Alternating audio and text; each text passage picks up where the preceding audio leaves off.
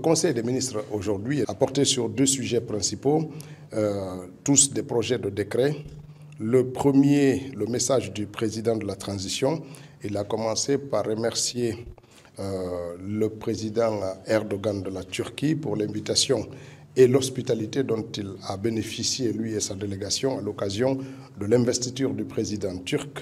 À l'occasion de cette invitation, il y a eu un tête-à-tête entre les deux chefs d'État et on profitait ainsi pour réaffirmer leur détermination à renforcer cette coopération bilatérale entre la Turquie et notre pays, la Guinée. Donc, c'est un moment pour le chef de l'État de se réjouir de cette invitation et de remercier aussi l'ensemble du personnel diplomatique guinéen et turcs qui ont été mobilisés pour rendre effectif ce déplacement du chef de l'État.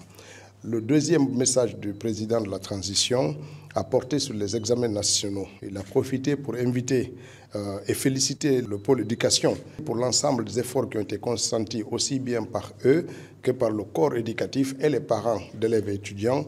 Et on profitait pour inviter le corps des trois ministres chargés de l'enseignement dans notre pays à continuer à renforcer les efforts pour mieux qualifier le système éducatif guinéen vers l'excellence et donc à féliciter tout le monde et à souhaiter que les examens se déroulent dans des conditions favorables et que les résultats permettent de distinguer nos fils, frères et sœurs les plus méritants pour poursuivre les études en classe supérieure.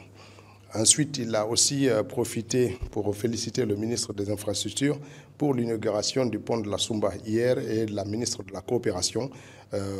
Rappeler que c'est le fruit de la coopération guinéo-japonaise qui a permis la réalisation de cette infrastructure et a délivré un message à l'ensemble des membres du gouvernement pour qu'ils veillent au respect des cahiers de charges contractuels lorsqu'ils signent les engagements pour la mise en œuvre des projets et aussi de s'assurer que les projets pour les poses des premières pierres qui sont en train de se faire, que les projets disposent des ressources financières suffisantes et que les équipes sont mobilisées pour faire en sorte que les délais contractuels soient respectés.